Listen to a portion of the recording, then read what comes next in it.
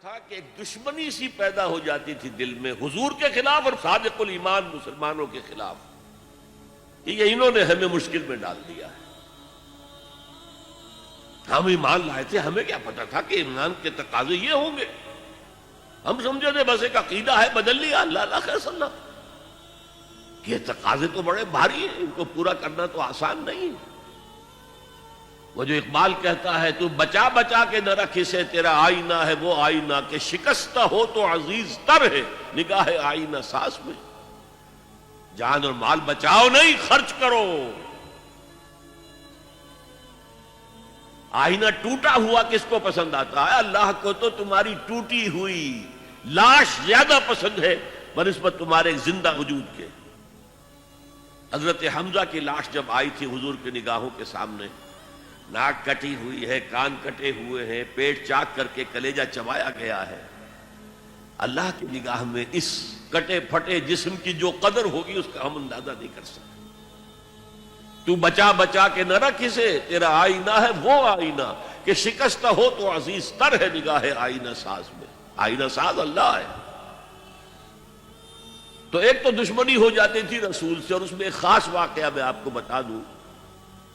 حضور نے مدینہ تشریف آوری کے 6 مہینے کے بعد 7ویں مہینے سے چھوٹے چھوٹے چھاپا مار دستے بھیجنے شروع کر دیے to threaten the lifeline of Mecca. مکے کی جو ساری معیشت تھی وہ تجارت پر تھی،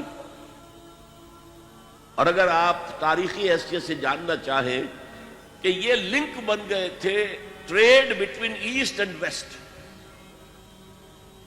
دیکھیے جب تک نہر سویز نہیں تھی تو مشرق و مغرب کے درمیان سمندری راستہ تو کوئی نہیں تھا۔ ابھی 1498 جب آئے گا، کوئی 1000 برس کے بعد، تب وہ راستہ جو ہے ملے گا انسان کو کہ round the Cape of Good Hope, افریقہ کی جنوب تک جا کے پھر جاؤ تو مشرق کا راستہ کھلا ہے۔ تو ہوتا کیا تھا، یورپ سے سامان تجارت آیا اور شام کے ساحل پر اتر گیا۔ ادھر ایسٹ انڈیز سے جاوا، سماٹرا، ہندوستان، چائنا، ادھر سے مال آیا سمندر کے راستے سے اور یمن کے ساحل پر اتر گیا۔ And between these 2 points, caravans of the Quraysh, they were going to and fro. جنوب میں گئے، سردیوں کے زمانے میں وہ جاتے تھے جنوب میں، گرمی کم ہوتی تھی یمن کی طرف، وہاں سے مال اٹھایا اور چلے اب شام تک پہنچ کر شام کے ساحل پر پہنچا دیا۔ وہاں سے شام کا ساحل یورپ کا آیا ہوا سامان اٹھایا اور وہ لا کے سیدھا جنوب میں، سیدھا راستہ تھا بالکل سیدھا، اسٹریٹ ٹو دی نارتھ، اور وہ جو ہے آ کر یمن پہ اتار دیا۔ یمن سے پھر مشرقی ممالک کے تاجر وہ خریدیں گے اور لے جائیں گے کشتیوں کے ذریعے سے، شام سے یورپ کے تاجر وہ جو ہے وہ خریدیں گے اور لے جائیں گے۔ تو یہ کنیکشن بن گئے تھے between the trade between east and west, اور ان کو یہ سہولت حاصل تھی، پروٹیکشن حاصل تھی کہ کوئی بھی قبیلہ عرب کا ان کے کیروانز کے اوپر حملہ نہیں کر سکتا تھا، because they were the custodians of Kaaba, اور تمام قبیلوں کے بت کعبے میں رکھے ہوئے تھے as if they were hostages with them. کوئی قبیلہ ان کے خلاف جارحیت کرے گا تو وہ اس کے بت کی گردن مروڑ کر باہر پھینکیں گے۔ اس وجہ سے انہیں اس پوری تجارت کے اندر، اور ان کی جو مالی حیثیت بہت بہتر تھی قریش کی بقیہ پورے عرب سے، اس کا سبب یہ تھا۔ اب حضور نے کیا کیا؟ اسے تھریٹن کیا، we are very much here now.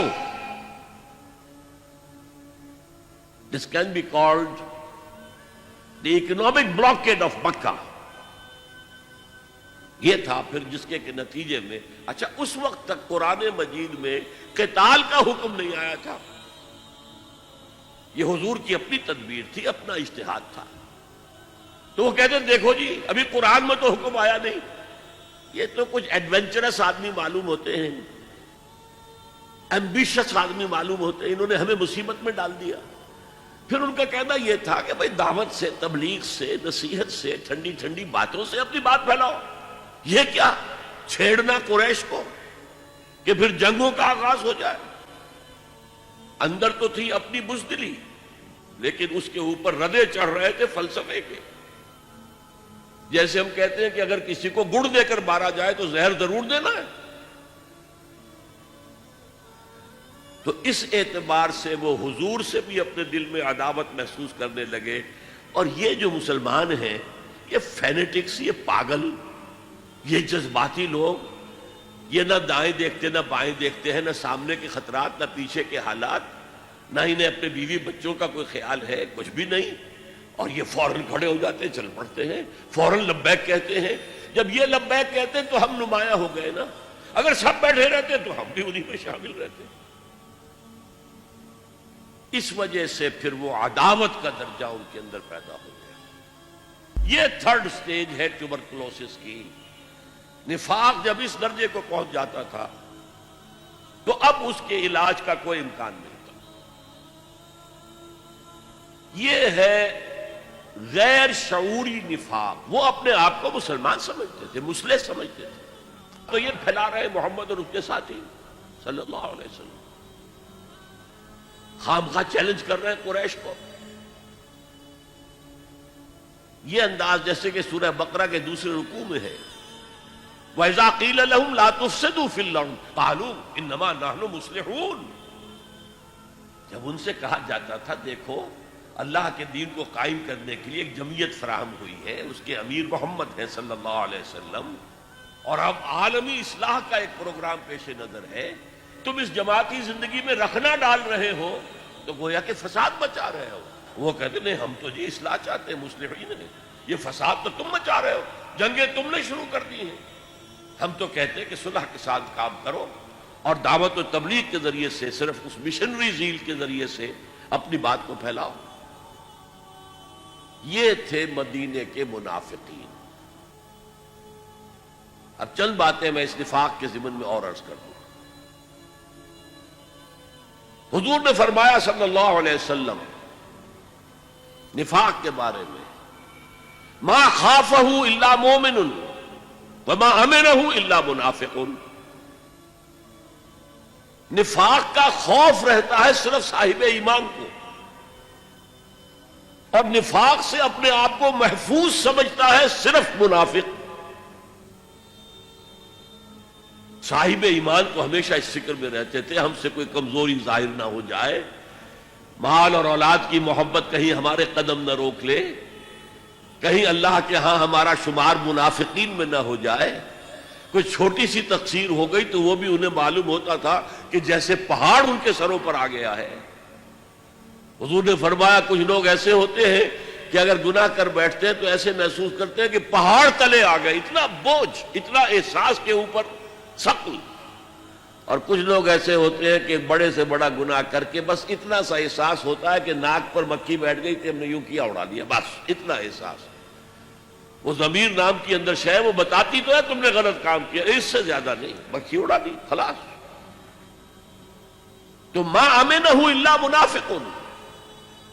نفاق سے اپنے آپ کو محفوظ اور مامون سمجھتا ہے صرف منافق. یہ غیر شعوری نفاق ہے نا. وہ نہیں جانتا کہ میں منافق ہوں، وہ تو کہتا ہے میں مسلم ہوں، میں محمد کے پیچھے نمازیں پڑھتا ہوں صلی اللہ علیہ وسلم، میں روزے رکھتا ہوں، اگرچہ طبیعت تو نہیں چاہتی لیکن کیا کروں، جبرن زکوٰۃ بھی دے دیتا ہوں تاکہ مسلمانوں میں شمار تو رہے. تو وہ تو اپنے آپ کو مسلمان سمجھتا تھا منافق. تو ما امنہ الا منافق وما خافہ الا مومن. مومن کو خوف رہتا ہے کہ کہیں میں نفاق کی سرحدوں کے اندر داخل نہ ہو جاؤں.